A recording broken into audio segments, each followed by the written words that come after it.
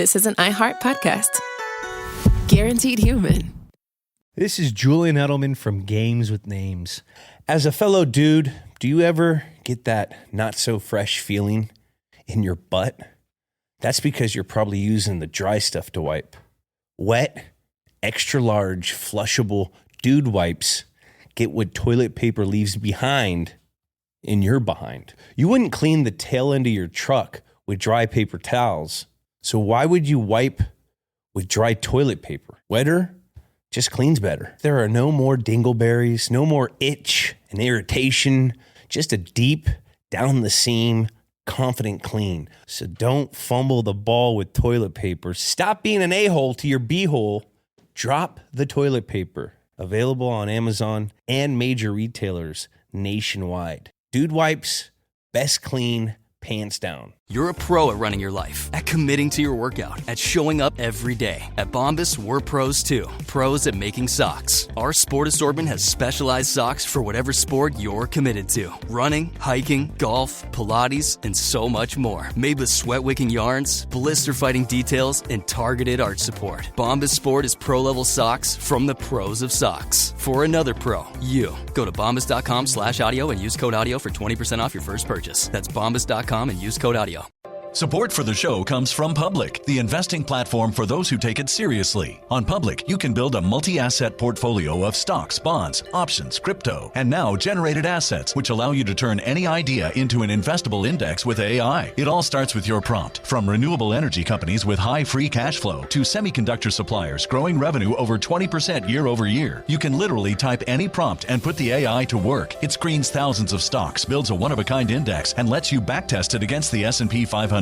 Then you can invest in a few clicks. Generated assets are like ETFs with infinite possibilities, completely customizable and based on your thesis, not someone else's. Go to public.com/podcast and earn an uncapped 1% bonus when you transfer your portfolio. That's public.com/podcast. Paid for by Public Investing. Brokerage services by Open to the Public Investing Inc. Member FINRA and SIPC. Advisory services by Public Advisors LLC, SEC registered advisor. Generated assets is an interactive analysis tool. Output is for informational purposes only and is not an investment recommendation or advice. Complete disclosures available at public.com/disclosures. This is Bethany Frankel from Just Be with Bethany Frankel. Let me be blunt. Most dog food is junk. It just is. And I'm not feeding junk to Biggie and Smalls. That is why they eat Just Food for Dogs. It's real, 100% human-grade food with ingredients I actually recognize, not mystery pellets pretending to be healthy. And once I switched, the difference was obvious. Better digestion, better skin, more energy, dogs who actually feel good instead of just surviving dinner. Here's the thing. You care about quality. You make an intentional choice to be healthy. So why are you gambling with your dog's health? So let's think about our furry babies. Go to justfoodfordogs.com right now and get 50% off your first box. No code, just try it. Because once you see the difference, you're not going back.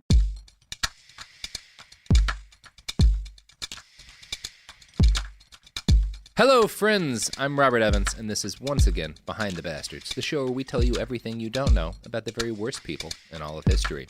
Now, this is part 2 of our episode on the age of heroic commerce, and my guest with me, as with the last episode, is the eminent, the itinerant, the excellent Michael Swaim. Thank you, the auspicious Robert Evans, for having me. Yay. You know what's fun? Good portents abound. What? Adjectives. Yeah, I love them. Oh, that man. little blue triangle, And baby. adverbs. Ugh. Little orange circle, I think. Did you do that I don't method? know what we're talking about. Okay.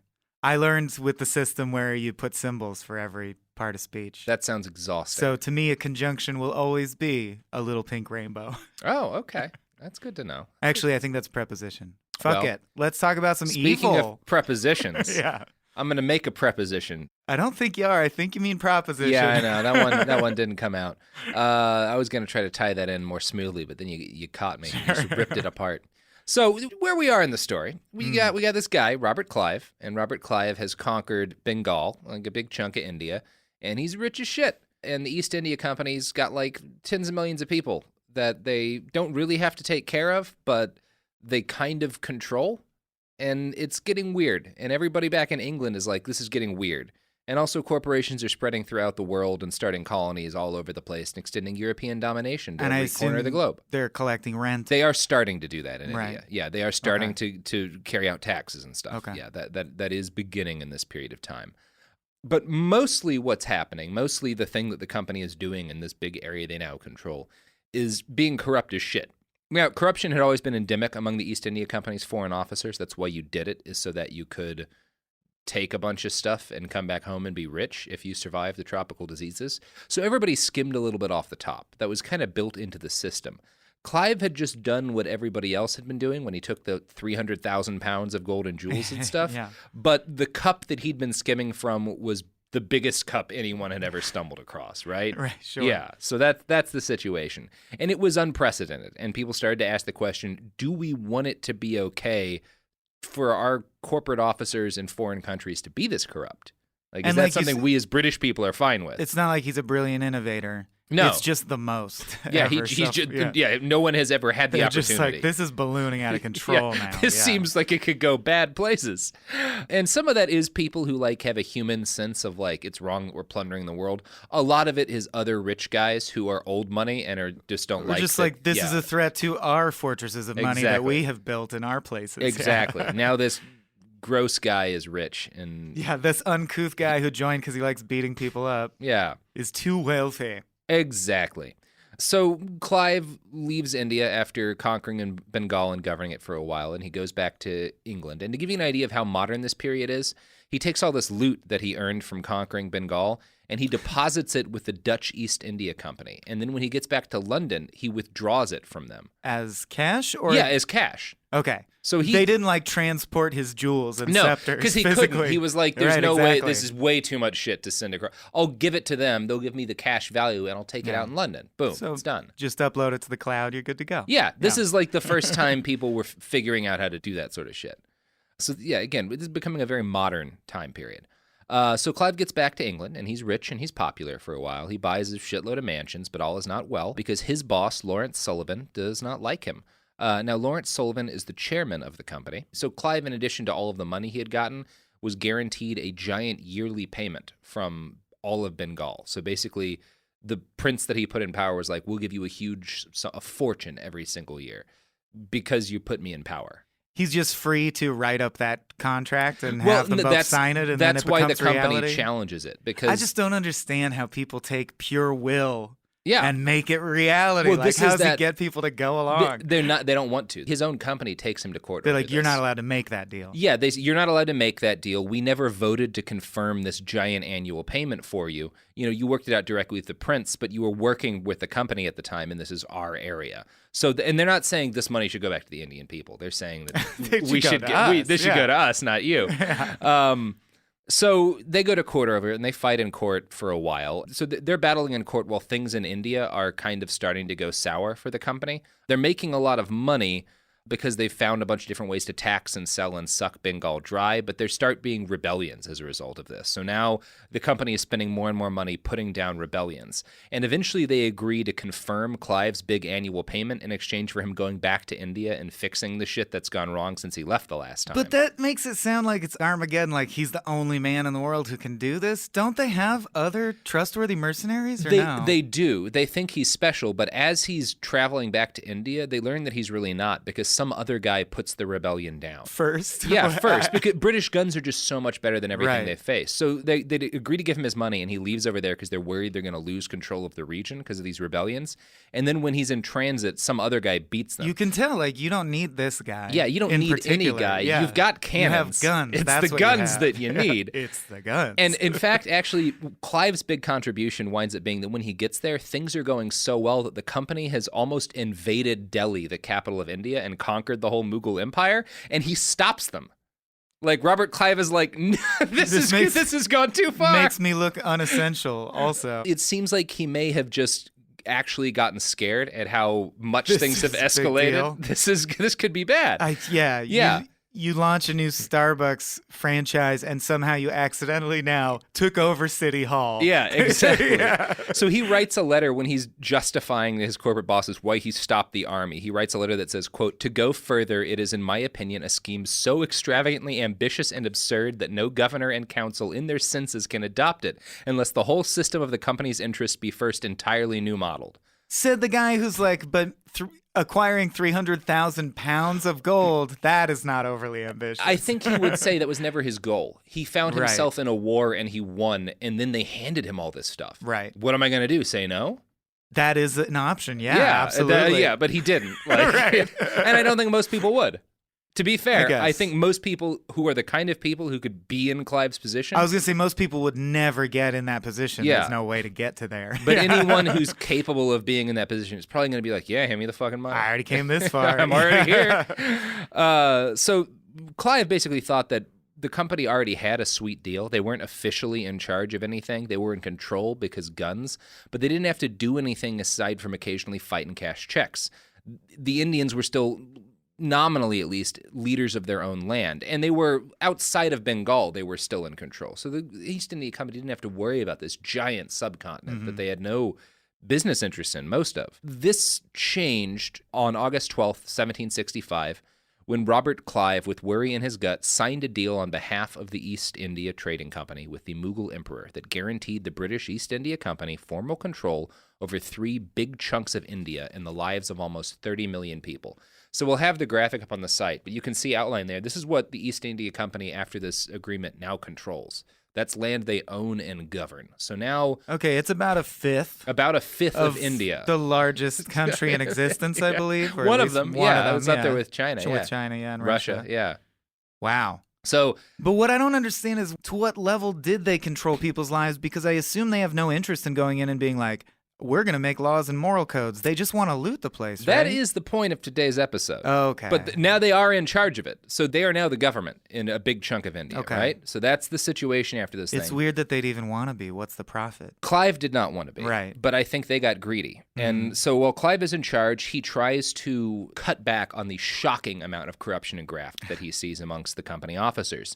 He bans his officers from taking gifts or bribes, although he doesn't give up his own bribes, so people don't take it super seriously. He increases salaries to try to make people want to steal less.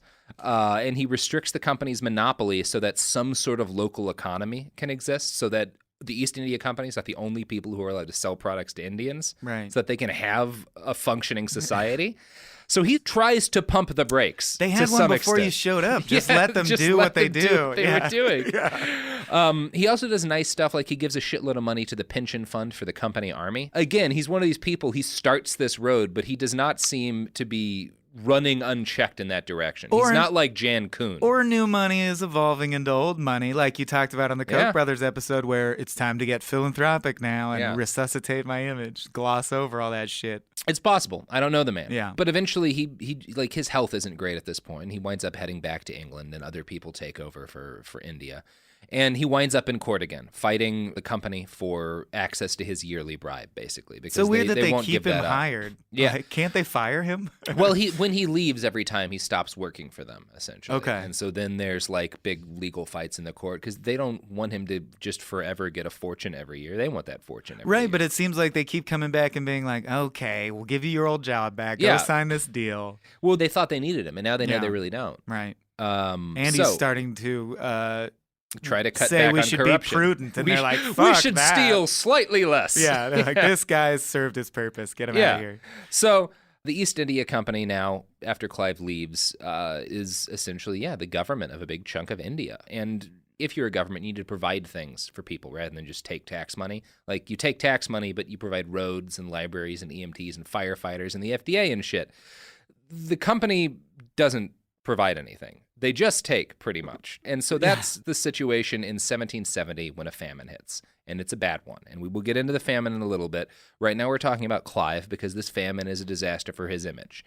He's not in charge when it happens, but it goes big in the press and it looks bad for him. And he's basically portrayed by a lot of the media as a greedy idiot who had ruined India, even though a lot of other people had ruined India as well as Robert Clive. And here you are throwing him under the bus a full 200 years later. Can we leave Clive alone? I mean, he had tried to clamp down on the shameless theft. He did see the problem coming. Sure. So he winds up in court and, has a big legal case where he tries to essentially defend his legacy. And during the court proceedings, he delivers a famous speech. So it's like one of those really like movie-ready moments from history. So he's being cross-examined about robbing Bengal blind and accused of plundering India.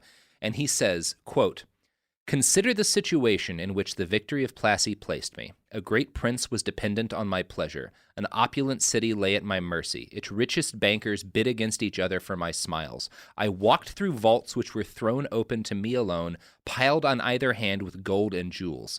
Mr. Chairman, at this moment I stand astonished at my own moderation." I mean, that's literally just the same as you want the truth, you can't handle the truth. Yeah. When you're out there, you got to... You think I stole a lot? I could have stolen a lot more, motherfucker. Right. Like, why does the loophole exist if I'm not supposed to exploit it? That classic justification we hear all the time to this day. so he was acquitted. Great. Yeah. But he didn't last that much longer. He was very sick from all of the tropical diseases he'd picked up overseas. And he also might have been suffering terrible regret for his actions in the famine. He is described as having had a nervous disorder. It's also possible he had severe PTSD. There are numerous times where people exploded next to him, like would be shot by cannons and just the guy next to him would burst. Like, okay. So you don't mean got mad at him. You mean physically exploded. Yeah, like was burst by a cannon. So he lived through horrible combat. So it's possible he was just a broken mentally at this point. And then he drowned on gold. No, in 1774, he stabbed himself to death in the throat with a pocket knife. Ooh. Yeah. At home alone? Yep, Do you know? committed Okay. suicide with no explanation. That's a crazy method, though. People knew he was depressed. Go He'd for always the been throat, depressed. But your yeah, he own cut his throat. own throat with a tiny knife. Wow. So he was gone. This is the end of Robert Clive. But the British were still in India, and they would stay there for nearly 2 centuries. Now, Merchant Kings mentioned the famine in passing, but didn't get into much detail on the matter. It was a famine. It was very, very bad. So I decided to do a little bit of extra digging, and I ran into a college textbook called The East India Company and the Natural World. It had a whole chapter on the famine, and thanks to the bountiful goddess of capitalism, Springer allowed me to buy just that chapter for $30. Oh, wow. What a deal, right? Wait, Yeah. $30 for a single chapter? For a single chapter, yeah. Excised from the book? Yeah. Okay, whatever. Capitalism. It's different from the stuff we're talking about today Yeah. because reasons. Anyway, I read the chapter, and it's really good. I'm going Nice. to quote from it now. According to the report from the Famine Commission, in a period of 90 years from 1765, when the British East India Company took over the Diwani of Bengal, to 1858, Bengal experienced 12 famines and 4 severe scarcities.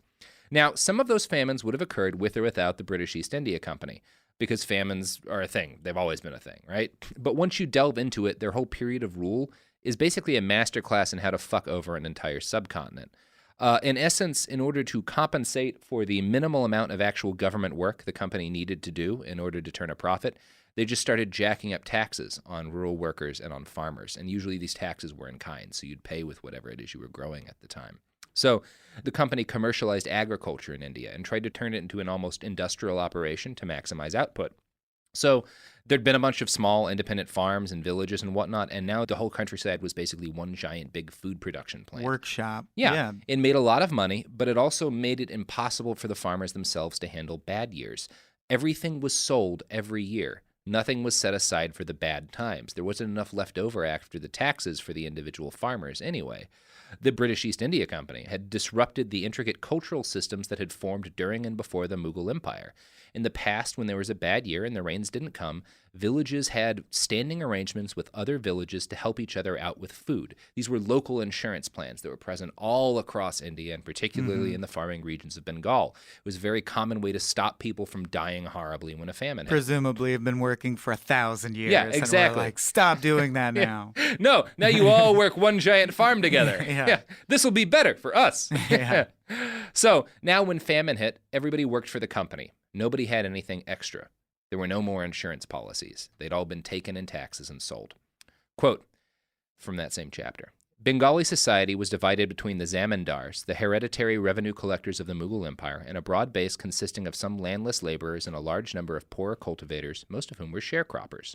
So taxes started to ratchet up on these people in the late 1700s. The company started jacking up taxes really hard in the 1750s, and by the mid-1760s, they were like doubling every couple of years.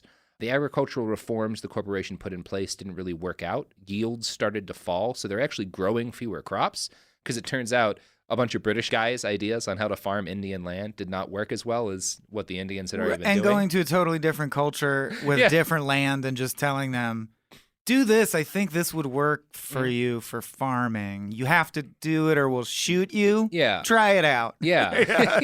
Give it a shot. Let us know how it works, but don't tell us if it doesn't. We're not really interested in that. So would they ration food back? Because it is in their interest to keep people alive You'd at think all, that, right? No? You would think that, right? You'd think it's in your interest that to the keep people some farming workers alive? Yeah. You would think that. Oh, boy. Other people did not. So the price of grain started to rise, right, as the company takes over. And the company has no vested interest in selling cheap grain to the people growing grain to pay them grain taxes. So when the famine hit, the company just reacted with a kind of sociopathy I think we're coming to expect from the British East India Company. Oh, because they're not even paying a portion of their income. They pay in grain anyway. Yeah, exactly. So they're like, well, you're going to give us all your grain anyway. Why should we even give you some back when we just get it all anyway? Yeah, we're just going to get it all and anyway. you're like, so that I continue living? And they're already gone. they're already walking off with the grain. Thanks again. Yeah. So here's another quote from that chapter. The effect of the famine was to enshrine free market economics as part of the colonial policy all over the empire. Periodic famines were seen as a check to population growth. As Mike Davis notes, by the 19th century, these Malthusian ideas, which were voiced all throughout the colonial period, resulted in the pursuit of free market economics and, quote, India, like Ireland, became a utilitarian laboratory where millions of lives were wagered against a dogmatic faith in omnipotent markets overcoming the inconvenience of dearth. This was a policy that was to become, quote, a mask for colonial genocide. So, you want to talk about colonial genocide? First, let's talk about some ads, because it is time. I need something to gird myself. I need some time. Yeah. Gird yourself with these products and or services that support the please. show. For period protection you can put on and forget about, nothing beats Knix leak-proof underwear. North America's #1 leak-proof underwear brand. Let's face it, life can be unpredictable, but your leak-proof underwear shouldn't be. That's why millions of people choose Knix. For periods, for light leaks, for everyday freshness. Knix undies are super comfy, super absorbent, and made to handle whatever your day throws at you. Day 2 of your period? Covered. Your daily run? No problem. That big sneeze? You know the one. Yep, we've got you. And with styles like bikinis, boy shorts, thongs, and high-rise, plus sizes from extra small to 4XL, Knix makes it easy to find your perfect fit. Say goodbye to stress and leaks and say hello to undies that work just as hard as you do, no matter the leak. Find the style and level of protection you want at Knix.com and use code FLOW15 for 15% off. That's KNIX.com, code FLOW15 for 15% off. Knix, for your leaks, for your life.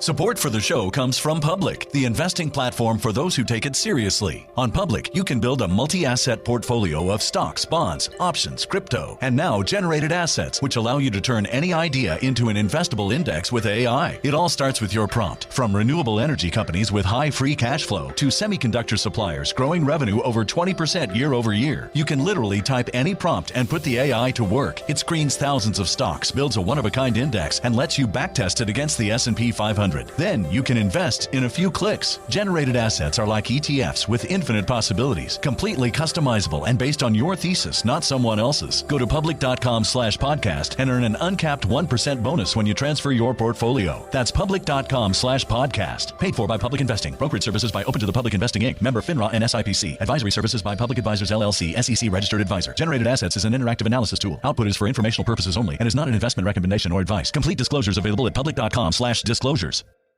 This is Bethany Frankel from Just Be with Bethany Frankel. Let me be blunt. Most dog food is junk. It just is. And I'm not feeding junk to Biggie and Smalls. That is why they eat Just Food for Dogs. It's real, 100% human-grade food with ingredients I actually recognize, not mystery pellets pretending to be healthy. And once I switched, the difference was obvious. Better digestion, better skin, more energy, dogs who actually feel good instead of just surviving dinner. Here's the thing. You care about quality. You make an intentional choice to be healthy. So why are you gambling with your dog's health? So let's think about our furry babies. Go to justfoodfordogs.com right now and get 50% off your first box. No code, just try it. Because once you see the difference, you're not going back. Tired of spills and stains on your sofa? Wash away your worries with Anabay. Anabay is the only designer sofa that's machine washable inside and out, starting at just $699. Plus, Anabay sofas are pet-friendly, stain-resistant, and feature changeable slip covers and modular pieces. Get up to 60% off site-wide with a 30-day money-back guarantee. Visit washablesofas.com to get yours now. That's washablesofas.com. Offers are subject to change, and certain restrictions may apply. And we're back. And, fabulous ads. yeah. They like wrapped me in such a cozy feeling that I feel like I have the buffer I need for what's going to come now. Well, what's going to come now is we're going to talk about how free market economics became a mask for colonial genocide. We're getting to the genocide part of that now. I'm getting a Charles Koch boner. He would have loved He this would period. have been just a pig in plot. Just stealing money, selling people into slavery. Justifying it with bizarre, nonsensical statements. It would have been great. He would have been super good at this. Yeah. Really was born in the wrong time. Although making this time that time. Oh. Doing his best. Hey, it's just business. This is like the beginning of that ethos. It's just business. It's just business. It Gotta ain't nothing do. personal. Yeah. So, it's worth getting into exactly how different the famines caused by the East India Company's management were from the famines that had come before in India and in every society in human history.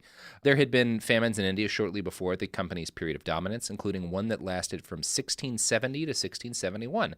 Thousands of people had died, 100 to 300 every day during the months that the famine was active. It was a terrible time, but the Mughal government, shitty as it was by that point, had taken action to mitigate it. The government had repaired and built new irrigation works. They'd created reservoirs to make sure they'd be able to grow crops during the next dry season. They cut taxes so farmers would be able to keep more of the food they'd grown. They'd set up free kitchens and given out grain to try and reduce the number of people who starved to death. In other words, they were a fucking government. The East India Company was not.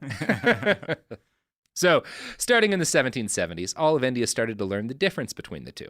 The Great Bengal Famine of 1770 lasted from 1769 to 1773. Okay. So- See, immediately I'm like, a famine's supposed to last a season. Yeah. Right. That's 4 not years. supposed to be happening Yeah. for 4 years. Yeah. Yeah, so the last famine had lasted less than a year and killed thousands. This famine lasted 4 years. It would kill millions. The Great Bengal Famine was made a lot worse by the fact that, in the years leading up to it, the company had kind of sort of gutted the local economy and shipped all of their silver away to merry old England. Or rather, China. See, economics isn't my strong suit, but I did manage to find a very detailed article on The Wire, an independent journalism website that publishes in Hindi and Urdu, and it focuses a lot on historical economic stuff in that region of the world. The article is called The Role That Currency Played in the Great Bengal Famine of 1770. It breaks down how the company spent its tax revenue. This is talking about one district. In Birbhum district, out of 90,000 pounds connected through taxes and duties, a net surplus of some 60,000 pounds was employed for the purchase of silks, muslins, cotton cloths, and other articles to be sold in Leadenhall Street, the headquarters of the company. In short, the revenues of Bengal supplied the means of providing the expenditure for purchases in Bengal, reducing the net annual influx of specie, which is hard currency, to a pittance. So the company was taking taxes, making a shitload of money, using it to buy products Indian people needed, and then it would sell those products back to them for a profit and ship the hard currency, the silver and gold, back to England and out of India. The two primary impacts of this on England were, number one, a few people got very, very, very, very, very rich. And it's always a few people. A tiny number of What's people. crazy to me is countries will swallow up and destroy whole other countries, and only 18 people were involved. It's like the country that crushed the other country doesn't even benefit from this. Well, England does in one way. I'm sure they This is get how- a tax bump. Well, no, Yeah, this is how income England bump. gets tea. Okay, I've heard this story. So, okay. The Chinese were the only place to get tea. Right. You know, China was the only place where it grew at this point. Not anymore. And China only wanted silver for tea. They wanted the specie, the hard currency. Now this is sounding like a Sid Meier's Civilization game. Yeah, that's exactly what's happening. Only want silver. Okay. Here's another quote. The relatively undervalued silver in Bengal proved a profitable source to finance the growing tea trade with China. Within a span of just 3 years, some 720,000 pounds of specie was sent out of Bengal to China. The widespread corruption and plunder by the servants of the company not only transferred the wealth of the country to these individuals, but was also sent out of the country through ingenious means. Now, this meant that very quickly, Bengal's hard currency ran out. The parts of India the company owned only had so much silver and gold and whatever. The sheer lack of currency meant that Indians could no longer buy and sell things. The local economy collapsed, and this also meant that suddenly the company had no money. Since they weren't willing to send silver over from India so they could just buy things, the company sort of twiddled its thumb and failed to import grain from outside to avert the millions of deaths. In fact, they banned the importation of grain between different regions of India and seized boats to prevent it. Jesus. Here's what one company... Well, selling them products down at the company's store. Well, they're not buying those anymore. And because they're out of all the money, there's no money Which is why left. the company doesn't have the money to stop the famine. Jesus. It's a vicious circle. No one's at fault. Right. How could it possibly ever have been prevented? This is just what had to happen. No one could have foreseen this. Is the Irish potato famines... Sorry to quiz you on stuff you didn't research, but was that also corporatization fuckery? Not in the same way, but it involved a lot of very rich landowners being monsters. Yeah, that's it. Cool. We will be talking about that and talking about Queen Victoria at some point. Yeah. Here is a quote from a company worker at the time about what Bengal was like during this famine. So this is a guy who's watching it as a white dude who has enough food. Quote, all through the stifling summer of 1770, the people went on dying. The husbandmen sold their cattle. They sold their implements of agriculture. They devoured their seed grain. They sold their sons and daughters, till at length no buyer of children could be found. They ate the leaves of trees and the grass on the field, and in June 1770, the resident at the Durbar affirmed that the living were feeding on the dead. Day and night, a torrent of famished and disease-stricken wretches poured into the great cities. At an early period of the year, pestilence had broken out. In March, we find smallpox at the Morshedabad. The streets were blocked up with promiscuous heaps of the dying and dead. Interment could not do its work quick enough. Even the dogs and jackals, the public scavengers of the East, became unable to accomplish their revolting work, and the multitude of mangled and festering corpses at length threatened the existence of the citizens. And even through all this, the East India Company keeps increasing taxes on the farmers. Which must not even mean anything anymore. Fine. No, they're still growing food. It's just being taken from them while they're starving. So why don't they just eat the food that they're harvesting right then? There's guys with guns there watching. And they've got to, bad things will happen if you don't pay your taxes. Well, what's crazy is they treat it like it's business, like they have some God-given right to do this because they created this abstract thing we call a business plan structure. But really it boils down to robbery because at the end of the day, it's always just well, why couldn't China come trade directly for silver with India? Well, because we'd kill them all and we'd shoot at you. That's what it comes down to, the guns. The end, Yeah, so the taxes on the Bengalese people are higher in 1770 and 71, the year the famine starts, than in 1769 to 70, the year that preceded the famine. I mean, you work on a grain farm and you go home and eat your dead sibling. Well, you sold your children. That's rough. Your children you sold a long time ago. Jesus God. So in April of 1770, quote, astoundingly, the council acting on the advice of the Muslim Minister of Finance, Mohammed Reza Khan, added 10% to the land tax of the ensuing year. But the distress continued to increase at a rate that baffled official calculation. In the second week of May, the central government awoke to find itself in the midst of universal and irredeemable starvation. So some company officers advised basically cutting taxes and giving back some of what they'd taken so the people wouldn't starve to death. But that just didn't happen. Because they want some living people to work the fields. I really thought their response would be give them all a pittance of food. They're even I don't know if we should even give them that. It's not the company is a big force. The company is a big force is making some of these calls, but a lot of it's just individuals being yeah, but if we give some of it back, then I'll be able to steal less, and I want to be home in a year with a pile of money. So I'll just keep stealing for another year. Still totally reliant on most of the people being and that's worth watching everyone starve to death around me while I'm here. If we've learned one thing about corporations from the last 400 years, it's that they have a great deal of foresight. Yeah. and never murder and poison themselves out of a like sci-fi movies base. where there's a desert planet, but the evil corporate lady lives in like a glass pyramid filled with water. Always seems so over the top, but it's real. Oh, yeah, it's happened. reality, yeah. Boy, howdy, has it happened. So, yeah, by May 1770, 1/3 of the Bengalese population, 6 out of every 17 people, was dead. Company officials estimated 1/2 of the cultivators and payers of revenue will perish with hunger. The sheer scale of the devastation was terrible. For the company's bank statement... By October, the company started to notice that an awful lot of the workers they relied on had been, quote, destroyed by the famine.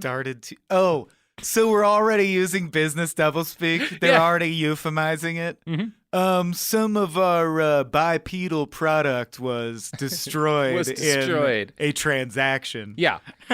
Quote, the failure of a single crop following a year of scarcity had wiped out an estimated 10 million human beings. God. So that's the death toll of this first famine, 10 million. The famines continued, though, off and on through the 1770s. In 1780, another big famine hit, and again, 1/3 of Bengal just died. Revenue plummeted. The British government started to get involved. Even to people at the time, what was happening was seen as horrific, and the press attacked the East India Company. By 1784, the British government started to pass the first regulations limiting the company's powers. Really limiting any company's powers. This is the birth of regulation and corporations. It's because a corporation killed 10 million people, probably more like 12 to 15 at that point. It's roughly a Holocaust to a Holocaust and a half worth of human beings. That's what you hear me slowing down because my brain's just grappling with actually trying to absorb and there's another absorb famine. That's real. That we were like, this way of organizing humans seems to be making money.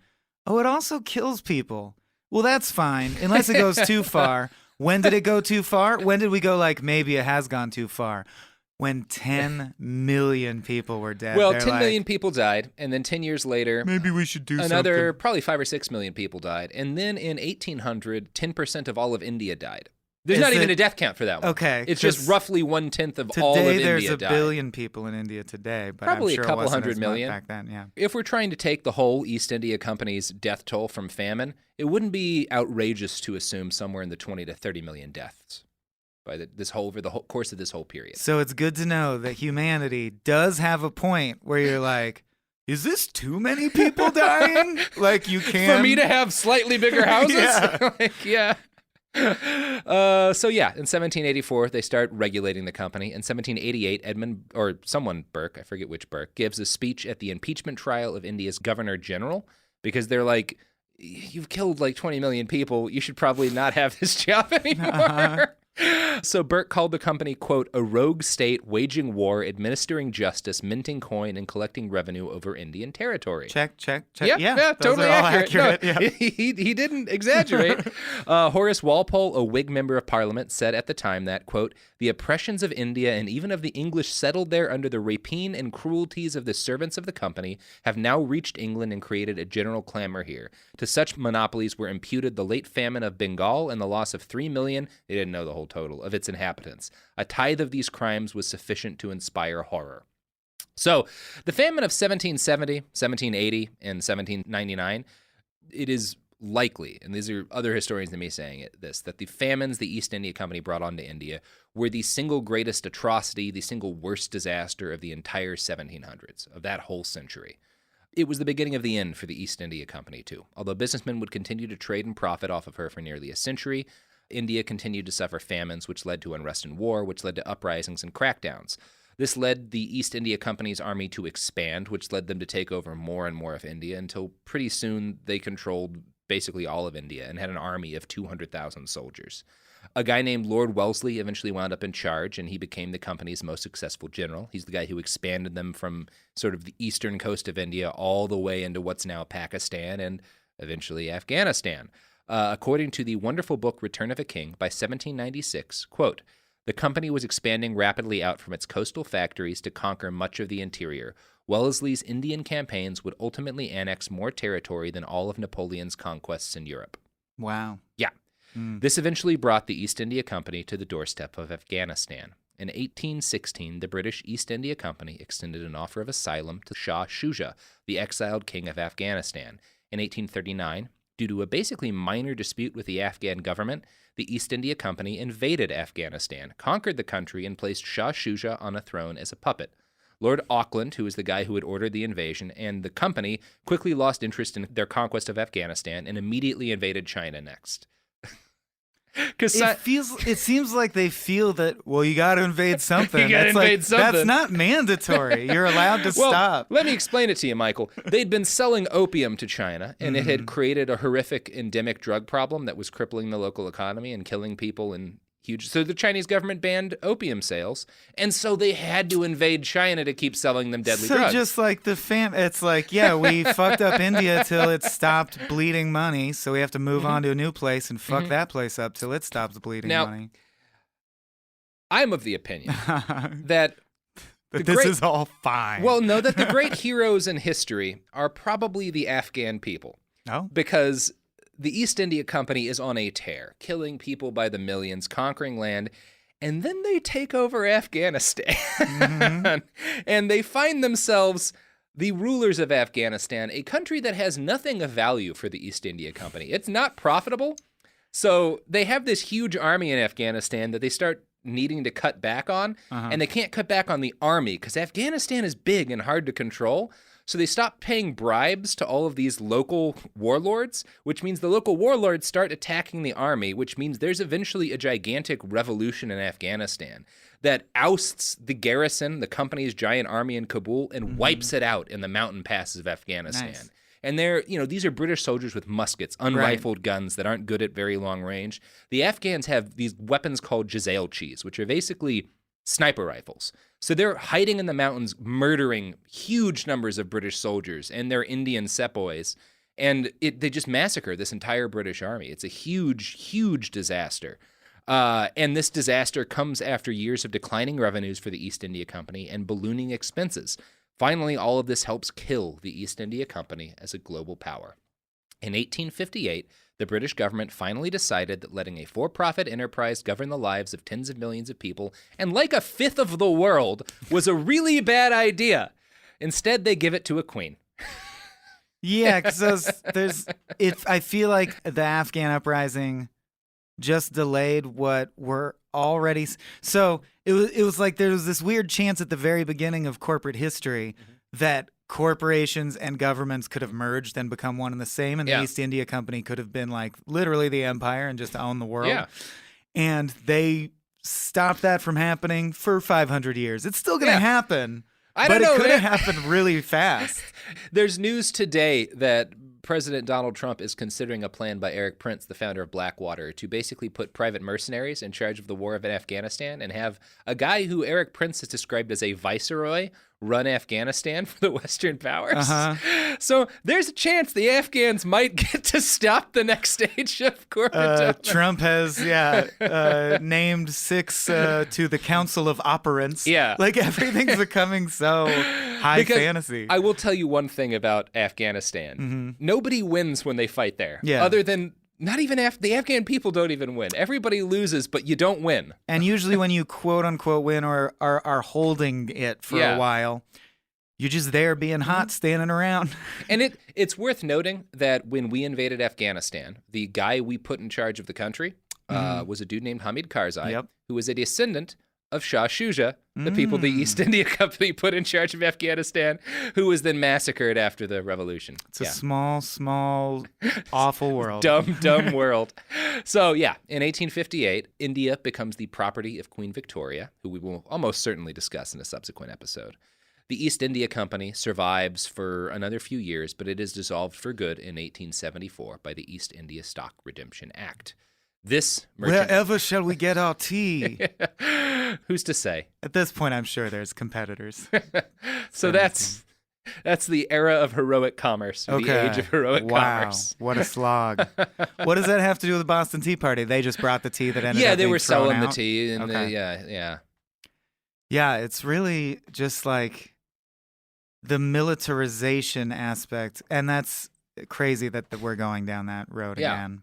And I left out, because we didn't really talk about North America. There's a lot of the story of these companies, and we didn't even, because there's just so much. Totally, because I don't know about 95% of that, but the things I do know, this is like the template for like Iran-Contra, all kinds of shit that I do know about that I'm like, oh, this is the first time people were like, let's do this particular kind of fuckery. It's the template for Iran. It's a template for all these ideas. It's a template for colonialism. And thus all of these colonial wars have their start here. This is a big part of the origin of our problems with race in the United States, because these corporations really jumpstart the slave trade because they're depopulating these islands of the natives, and then they need to move slaves in to work the spice plantations.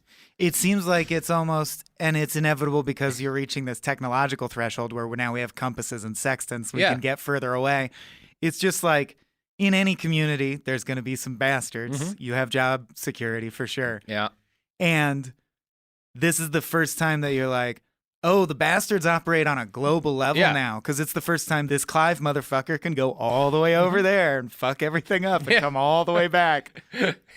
It's remarkable. It's the birth of something horrible. Yeah. Some Cthulhu-type monster. Yeah. That is destined to destroy us all, I firmly believe. And this is to get not even the tiniest bit political, just to explain sort of my own beliefs, because I've received some negative feedback from people over a few episodes for anti-capitalist rants and stuff. On what, the internet? Yeah. That's not the internet I know. I'm not anti-capitalist. I'm enjoying a delightful bag of Doritos right now. I understand that, goddamn, that's good. I think they'd have to eventually pay you for it to be considered capitalism, though. Yeah, that's fair. But me buying the products is capitalism. That's true. Me enjoying a good, clean, fancy new phone is capitalism. It's not that I'm saying, oh, this system all needs to be torn down tomorrow and I have a solution. It's that I'm saying, when we start talking about how, like, all the deaths from communism and stuff, like you'll hear on the right, people be like, communism's killed 90 million people, this many people. There's a lot, tens of millions of people have died under communist governments. I will never argue that with you. But if you think capitalism's death toll isn't as high or much higher, because it's been going on for 400 years, you are not paying attention to the actual facts and the actual history. Everything we do that we elevate to an ideology kills buckets of people. Yeah. That's what people do. So don't get on your high horse if you like capitalism. I'm not going to argue with you about the right way to run the world because I don't know what it is. But don't get on your high horse because whatever you believe, there's blood on your hands. Or there's blood on the hands of the thing that you believe in. I don't like this show. No, I couldn't agree more. Mm-hmm. As Jack Johnson sang about, so long he's a wise man, my friend. We've all got the blood on our hands. Mm-hmm. Yay! I think this is. I was really happy to be on this episode because it echoes something I do definitely believe. There's no bigger bastard than the abstract system that develops its own momentum. Yeah, because Robert Clive, if you'd told him when he came to India, your actions will kill tens of millions of people, I think the guy might have killed himself. And like, we don't think of him as Hitler. Yeah, because he never planned this. Exactly. Yeah. So it's just there's nothing will fuck you up like a group of self-interested people who none of them think of themselves as guiding the thing. The thing just, it's too late now. The thing's rolling. Yeah, and they don't think about the larger system. They're just like, how can we get money out of this place? They don't think about what allows a region this large and densely populated to not get wiped out by famine constantly. Is it maybe that they've built systems over the course of millennia that we should pay attention to? It's not your job to think that. You're in sub-block C6 of District 9, and you're supposed to make this number reach this number. Your job is to increase tax revenues by 4%. Yeah. And that's all you're supposed to And you kind of trust that someone, if there was going to be a famine that would kill everyone, someone up the chain the boss is nobody wants a famine. Exactly. Damn, dude. Yeah. Anyway. Any hoodly You want to plug your stuff? No. I don't want to be associated with... you can buy all our wonderful products on... No, we are opening a merch store soon, but... You can find the content that might inspire you. And what island is your merch store operating? Exactly. The only island with the right cotton for our shirts. Our baseball caps are currently being freighted over from the Cayman Islands. Already sketchy money-wise. But over at Small Beans. Small Beans is the name of my outfit, and you can find all of our content there. We do podcasts, sketches, occasional songs, all kinds of stuff. Sure. And I am personally on Twitter at Swaim_Corp. You can find me on Twitter at iWriteOK. I have a book on Amazon called A Brief History of Vice, and you can find this website on the internet at BehindTheBastards.com. And you can also find us on Twitter at BastardsPod. You can find us on Instagram, same way. And that's the episode. So check back in next Tuesday, and there will be another episode, and probably something just as depressing and frightening. That's my goal. I hope it is. I hope it really is. So have a good week, and I love, about 40% of you.